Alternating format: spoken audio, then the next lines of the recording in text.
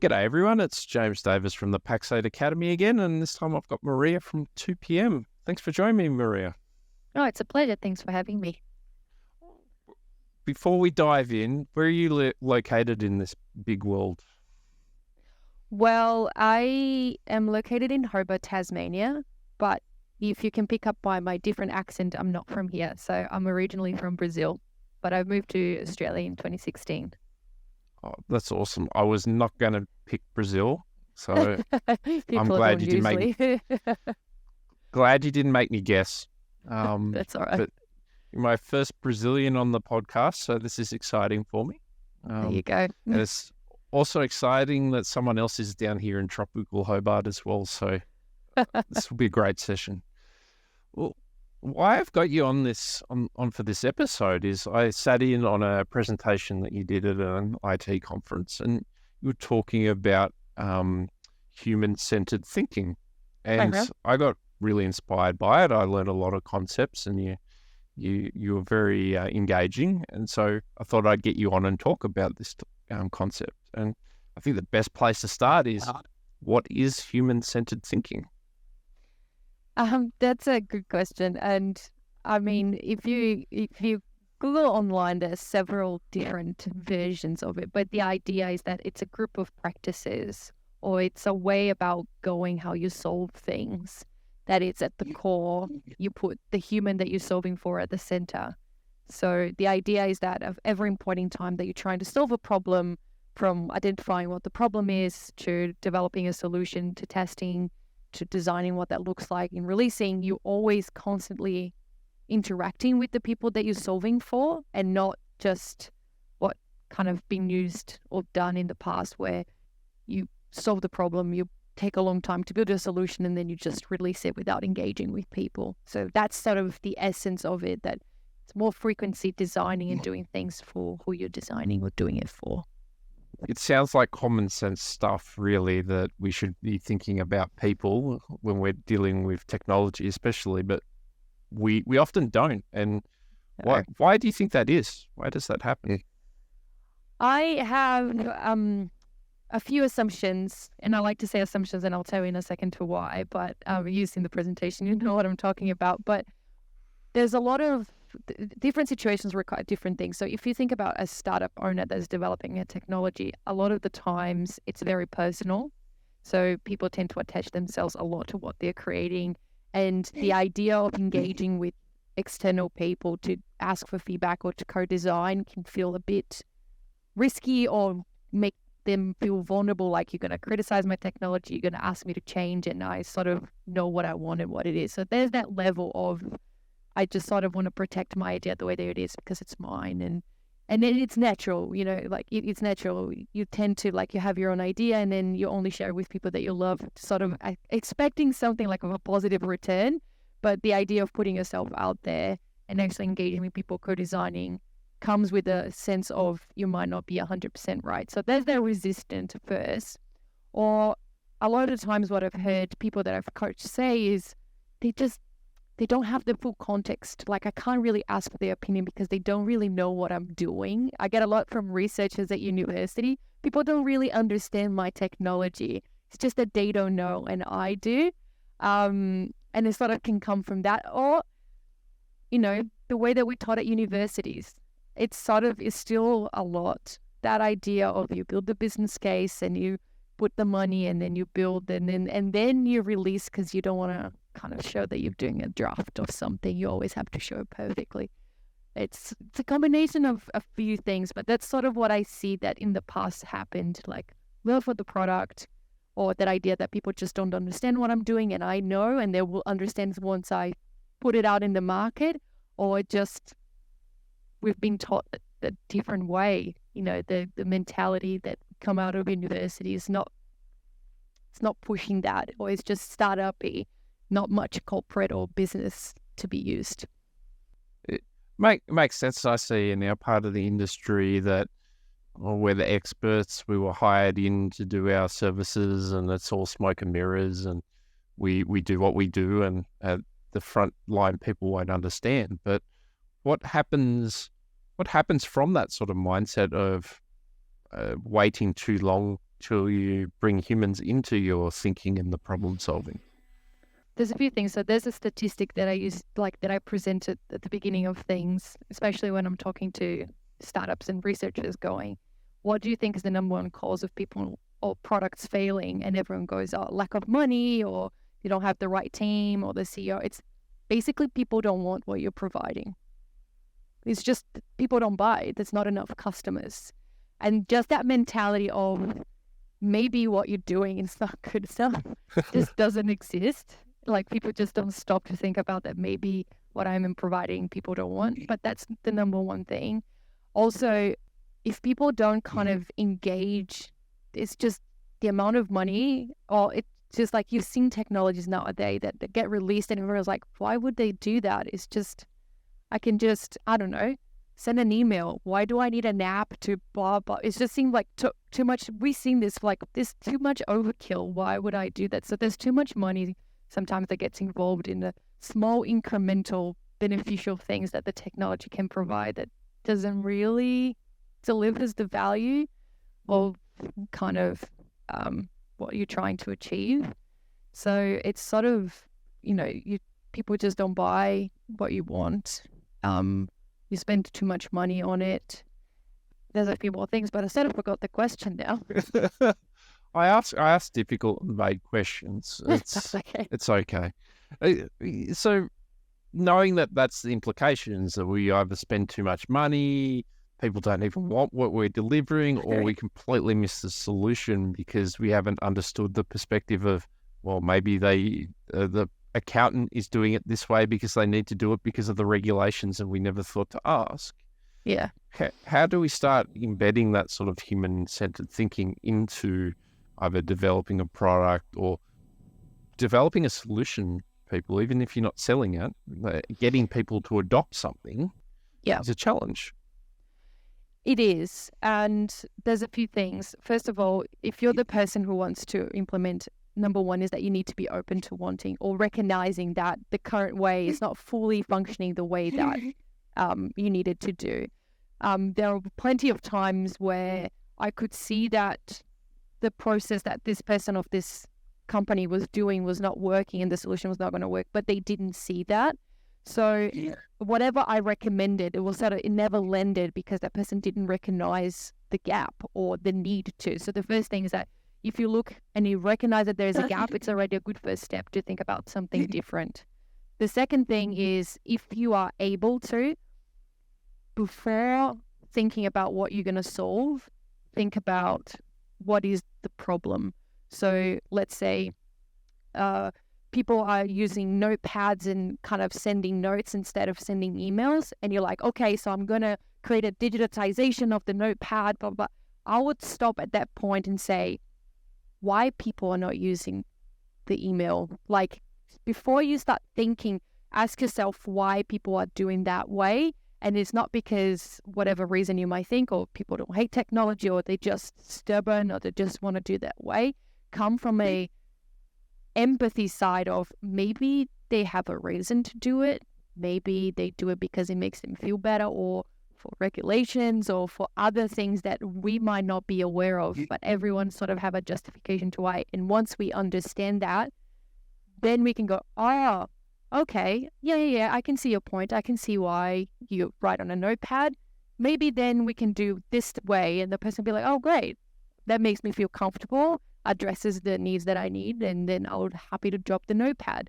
So that idea of before we jump straight into like ideating what the solution could be, really have that pause of someone in the room going, wait. But is that really a problem, or why is it that they do it this way? Having that curiosity to really understand why people do their behaviors in a certain way, and that everyone has a reason to it. It's not because people are mean or just stubborn or just don't want to use the technology. People have a genuine reason why they do things the way that they do. And, the best way to solve the problem is addressing those anxieties that drive people to make decisions to not use a technology, for example. So that's sort of the big two first steps that I really recommend that are very low touch, but can really transform, like they're very cheap because it's just thinking process, but can really transform, de-risk your delivery of your solution that actually gets implemented. sort of thing. There are techniques, but these are sort of the 2 high-level things that I really recommend. So when you are trying to discover that initial motivation and understand what the root problems actually are, how would you recommend going through that? Because I know from my experience, I've seen people where they don't even know that they've got a problem. So how Yeah. can you solve something that they don't know that's even a problem in the first place? And that's a great question, because on the presentation that I joked that we can't just go to people and say, I know that, you told me this, but what is actually the problem? Are you feeling anxious? What is it? Like, are you nervous that this is happening in your house? Like, people really can't articulate those things. I said, like, humans have a terrible, terrible biology in regards to understanding their own feelings, and then like rationally connecting their feelings to their behaviors and motivations. Sometimes people will ask you, why did you do that? And you're sort of, I don't know, I just felt it at the time. But there was probably something like you were anxious, or you were trying to, avoid being seen a certain way, but that's all subconscious. And then that's the information that we're trying to extract. So asking them directly, it's really not going to give you the answer. People are either going to say what they think you want to hear, or it's just going to be a very vague, like, I don't know, I do it because I like it, I guess. So it's really not the right way, just asking bluntly the question.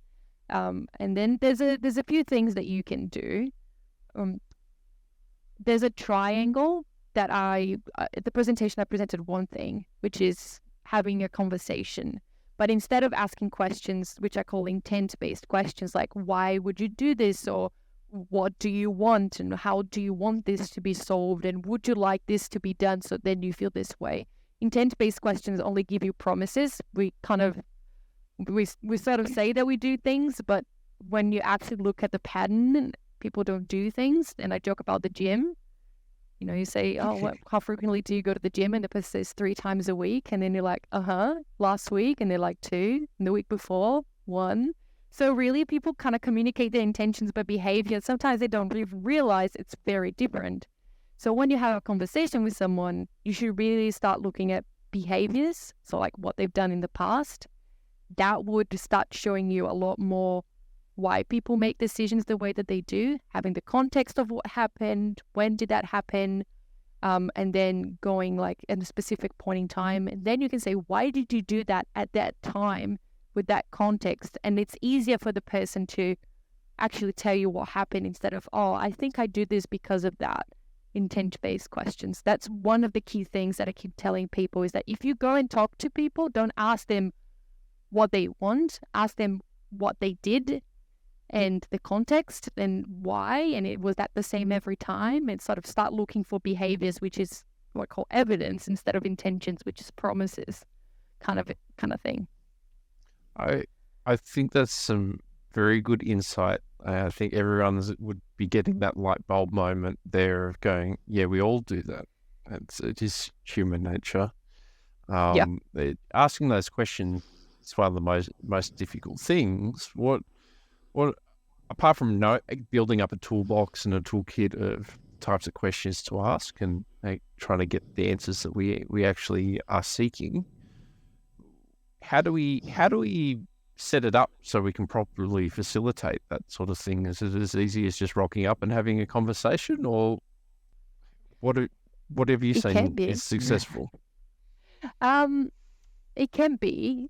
The key thing that you have to keep in mind if you are thinking about doing these conversations where you want to extract behaviors is people only share things if they're comfortable with you. So the first thing that I say to the teams that are going through, this training process, kind of if they want to, is get out of their work zone. Put them in a comfort zone, like a neutral space where they feel like they can share openly how they feel.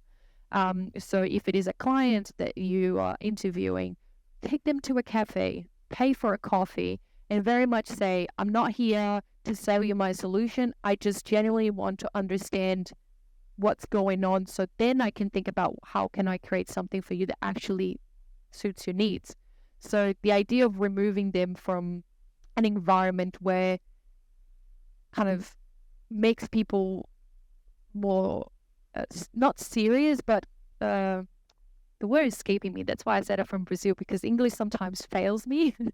But um, kind of in a sense of, I'll tell you what I think you want to hear because this is very formal.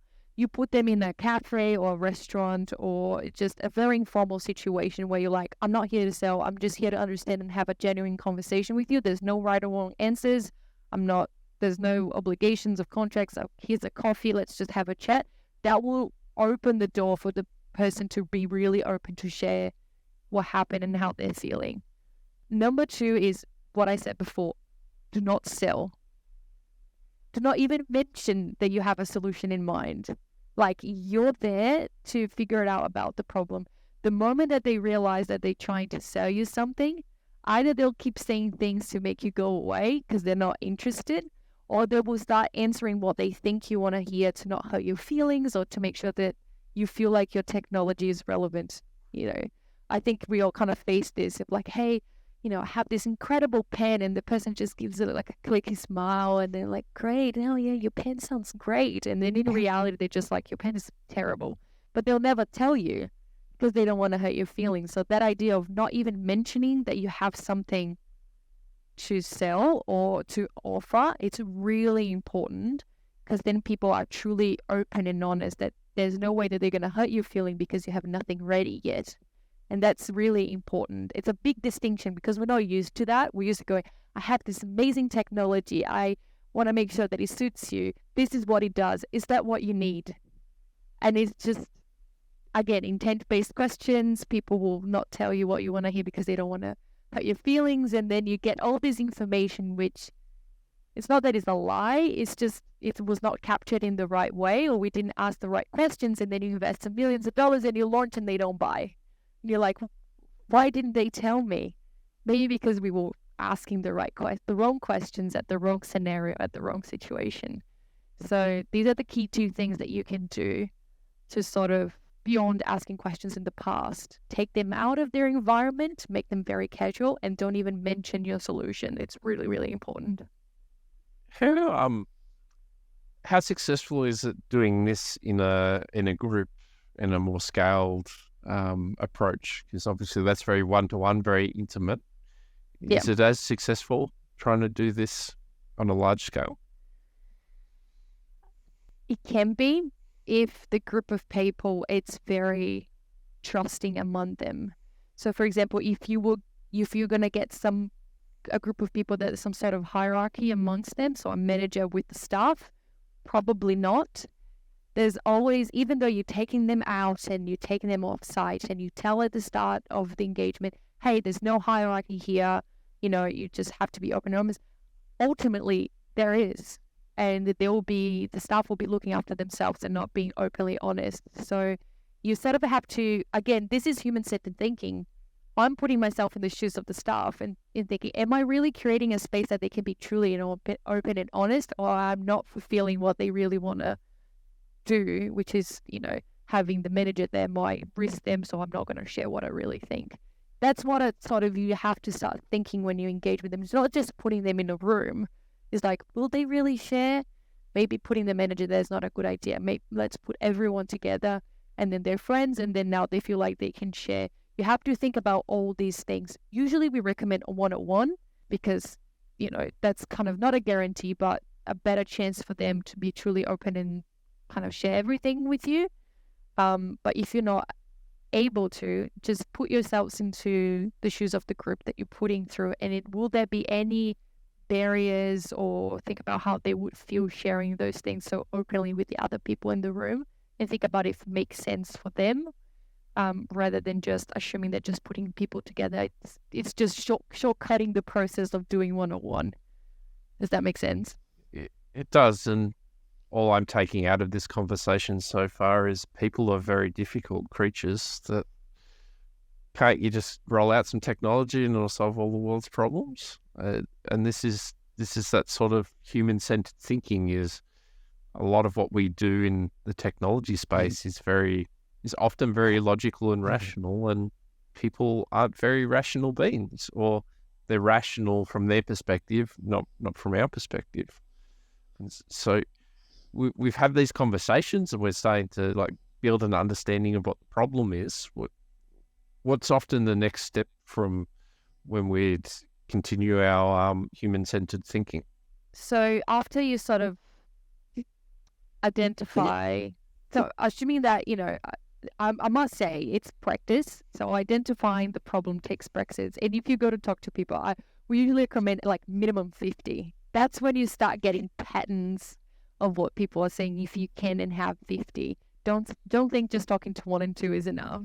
It's sort of, again, there's our own bias of who do we want to talk to that will bring forth our own ideas. So be open to talking to a lot of people to be able to get that pattern of what's the better problem to solve. But once you identify that, then usually the recommendation is to start ideating what's the solution, what the solution could be. And again, the idea is that you do that and then you test with the users. So sort of testing the users, like the people that when you engage and say, hey, I'm going to try to solve this. Would you like to continue to be engaged with this? Then you start to identifying people that really want the problem solved. If they say yes, keep me in the loop. Maybe these are the people that are really needing your technology and they should be your first adopters, and then you want to keep them close, right? Because they're already that interested. So you start ideating and you say, I came up with these solutions. You can start creating small tests, MVPs. There's a few tests. There's a test book that I have somewhere that talk about testing business ideas. You can do A/B testing.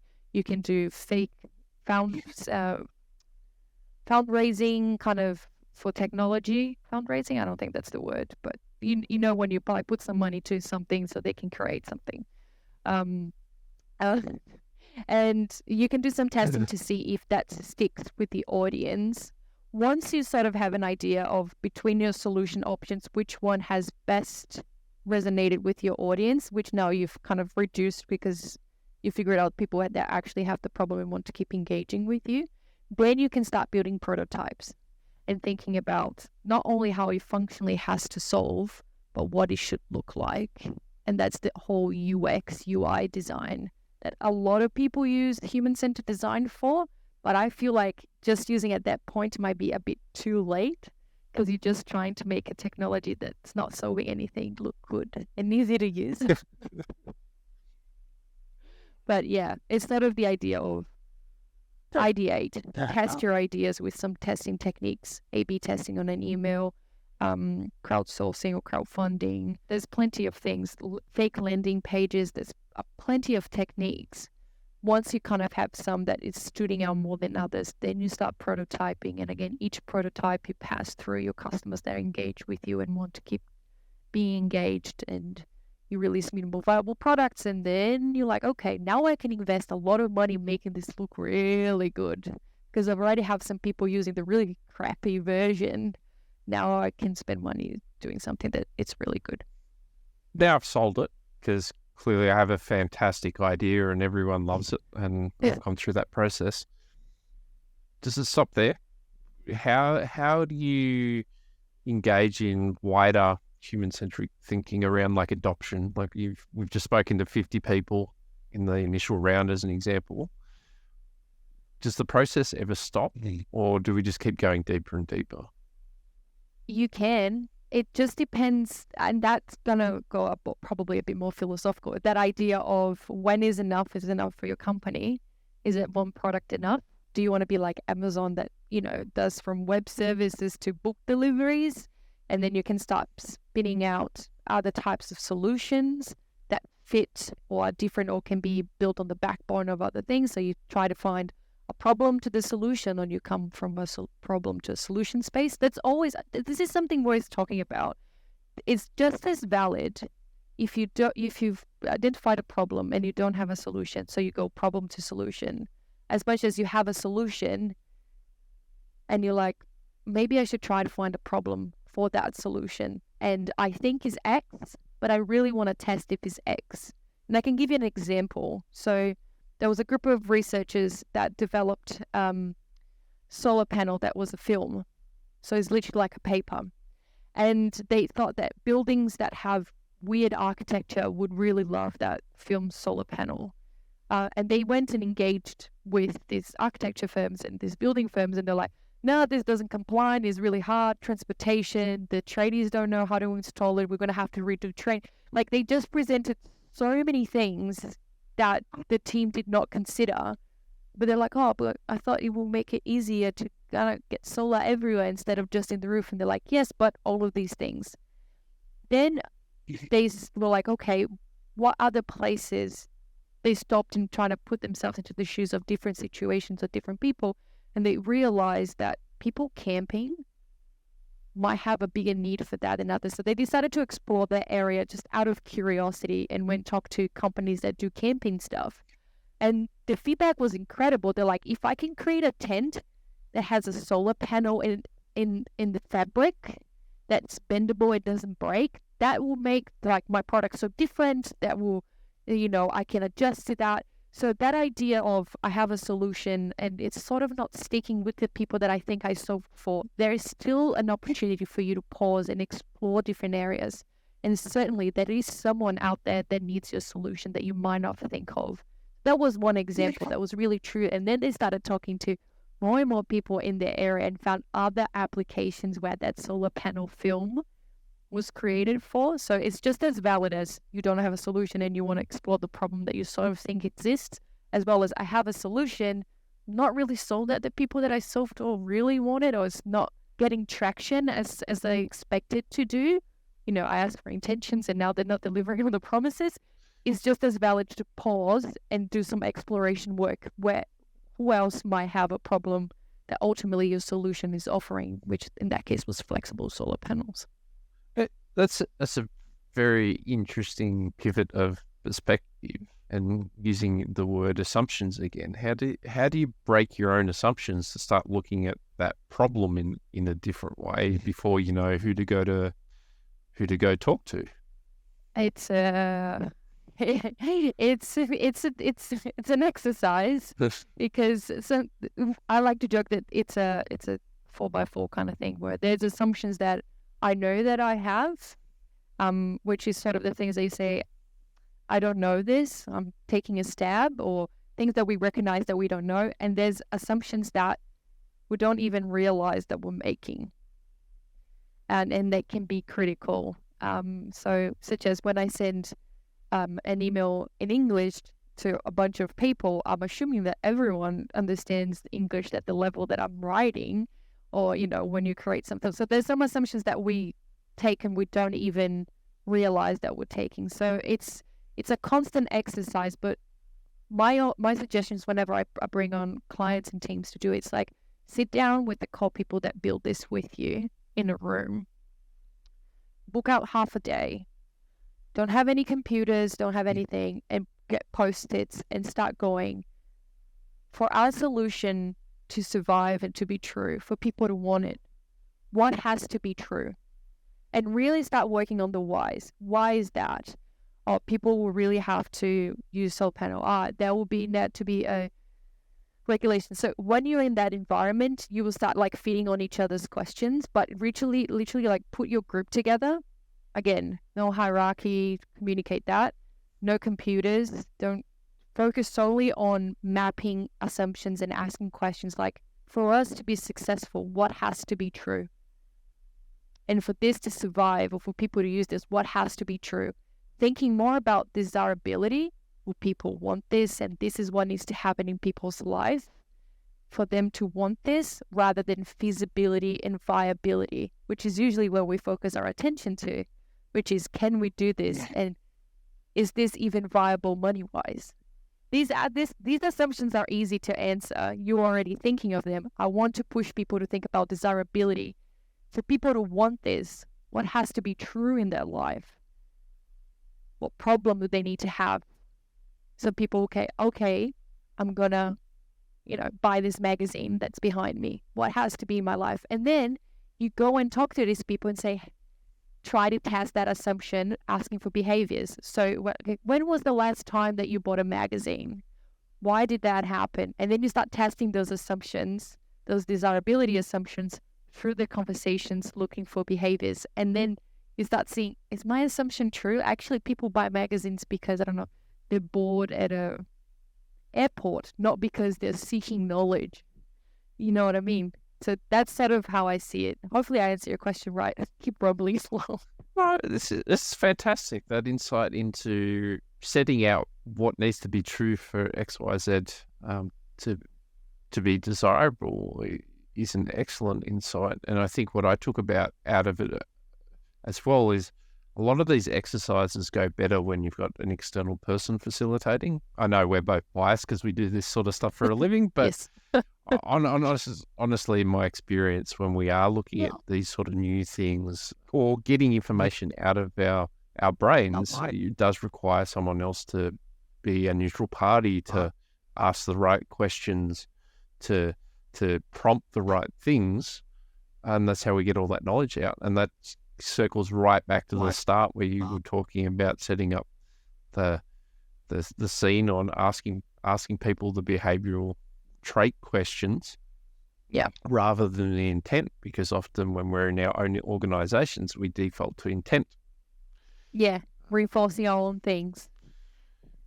And often, like, if we've all been in the same organization, we've been doing the same thing for a long time, our assumption bases are pretty shallow at that point. We may not be able to look outside ourselves very well without bias, all of those kinds of things. So I think that was an excellent point. You've got my brain spinning around at the moment of how I can help people.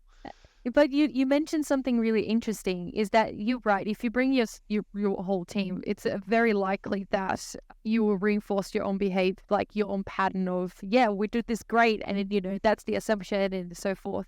You don't necessarily have to have a facilitator. There's some books about, I can recommend from Strategizer that have activities and walk you like with questions and walk you through almost like a workshop what to do. But bringing people from your business, from other teams, or, I've heard about, I read a lot about cases and things like that. There was one case where this group of executives was trying to solve something and they really struggled. And then by chance, one of their secretaries and PAs heard it and then gave her 2 cents on it. And she understood more than all of them what was happening because she could see it from the outside. And she gave her perspective that they couldn't see because they were living in it. So that idea of maybe engaging with what I call cross-functional teams in your business. So, getting someone from marketing, getting someone from R&D, getting someone from finance, getting someone from, the engineering team, and putting all of them in the room. Everyone will be looking at your solution through a different lens. It might be pushing for different things to be true for that to be successful. And the idea is that once you have those things mapped, you start to have a conversation with your customers and start seeing what things are a priority, what things are true, what things are not. So you actually brought up a really good thing that I forgot, which is the idea of working cross-functional teams. So you reduce the confirmation bias, even though it's in your own company, because I find it really hard if, it's expensive hiring a consultant or a contractor to do that work for you. And I don't expect everyone will have either the appetite or the budget to do it. But even doing cross-functional teams in your own business might unlock or reduce a little bit of that bias that we have in regards to our own assumptions. And then to extend on this as well, like, we've got a lot of clients ourselves and we're looking at modern problems and we need to have modern solutions, like AI is coming, cybersecurity is a challenge.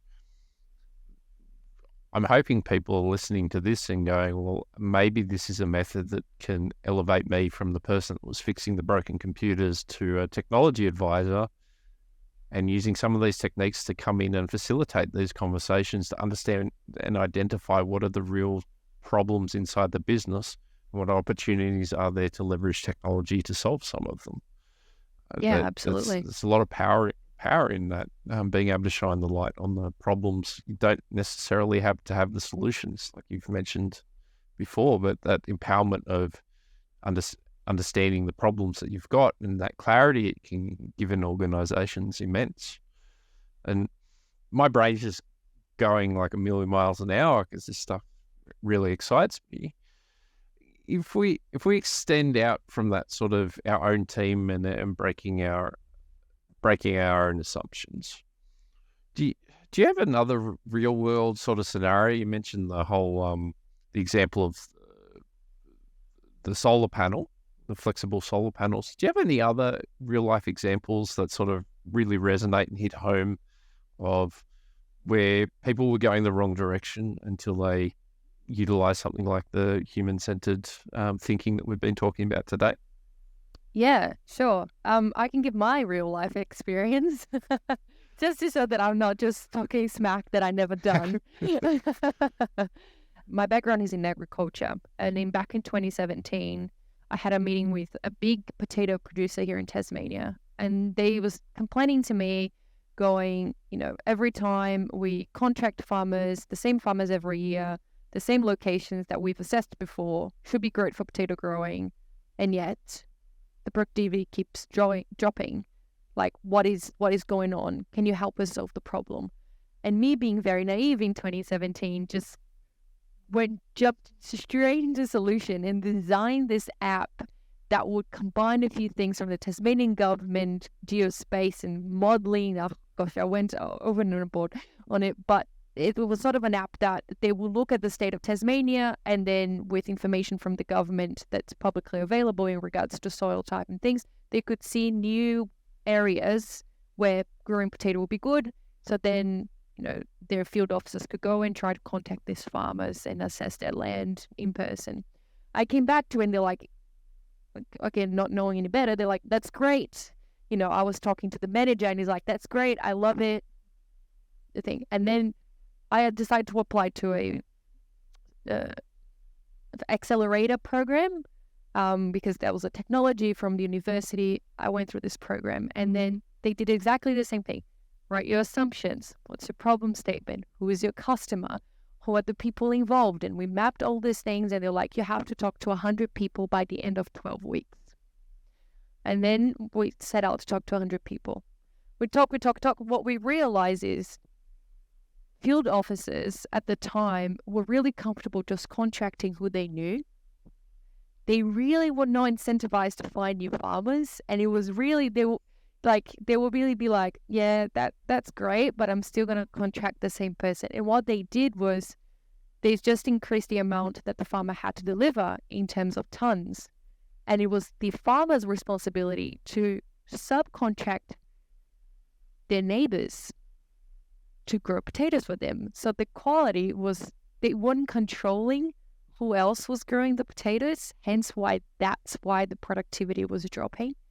And when we talk to farmers, new ones that just bought water, at the time they were like, well, we can't really contact them.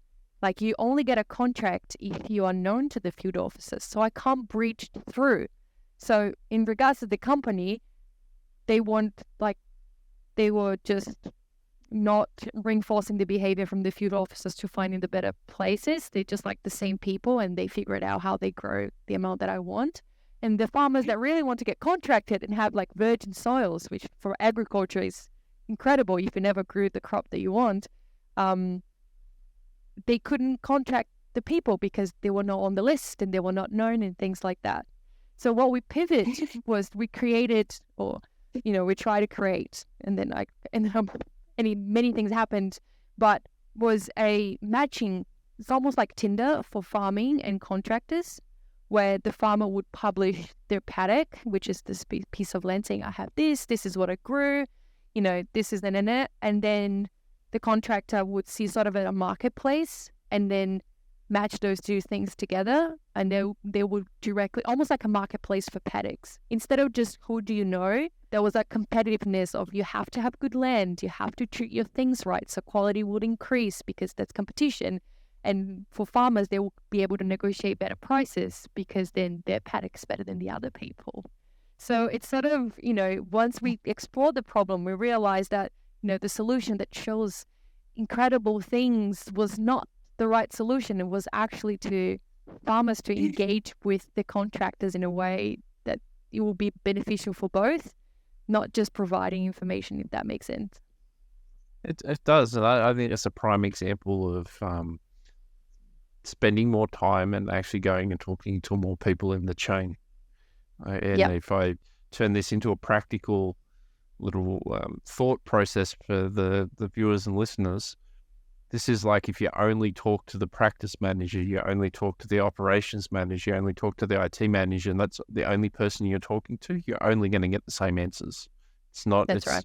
Unless you go and talk to multiple people in the organization, you're not necessarily going to solve the right problems, or you'll keep having the same results that what you've had in the past. And so I think this thought process will help a lot of people. And I know I'd love to keep talking about this to you all day, but we're coming up to time. So we've covered a lot of concepts today.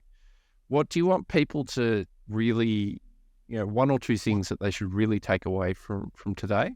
And what's a clear next action that if they're not already doing this, where do they start and what do they do? I think the biggest takeaway that I've been preaching for years, and thank you for giving your platform for me to continue preaching to a wider audience, is I want people to love the problem before they love the solution. So practicing every day, even at home or whatever you're trying to solve, pausing and saying, is that really the problem? Is that really why I'm doing this, or the customer or the person is doing that? Like, maybe I should ask a few things before I try to jump straight into solving this. Maybe it's not even worth solving, or maybe there's a different thing that I can do. So again, one day I'm going to make t-shirts out of this and I'll send you one, is I love the problem. So I really want you to sort of really try to catch yourself going straight into solution, taking a pause and trying to ask some questions to clarify the problem. That's the thing that you can do right now after you stop listening and watching this that can really change the way that you approach things. And things that you can do is that there's plenty of books out there that explore this, and there's plenty of content online. So there's courses and stuff. I've learned this by doing it, but one thing that you can do for free is actually, because this is very well embedded in startups, go look at your local enterprise startup accelerator program. Go into their free events, go network with people that are talking and breathing and living this, because you need to surround yourself with people that are thinking the same. If you don't, it's normal to default into what everyone is doing. So a very simple and easy way, start listening to podcasts that talk about this. Look for networking events for your local startup community, or go look at your local government enterprise accelerator programs. Every state, every council sort of have one. If you do that, you start discussing and seeing real life application of things that will really sort of give you some examples of real life things that they've done that can kind of start helping you reprime your brain of how to think. And, again, surround yourself with people that think the same way. Otherwise, it's very easy to go back to default. That's some awesome advice. And I think I've taken away from this session that you're not going to automate people away, and people are the center of all the problems. So that's right. We're better off embracing it than trying to ignore it and work our way around it. So thank you so much for joining me, Maria. Hopefully people have learned a lot out of this session and start extending that out into their business and their life. And hopefully in the future I'll get you back on again and we'll go a bit deeper. Oh, I would love to. I'm just a call away. Thank you so much. Thank you.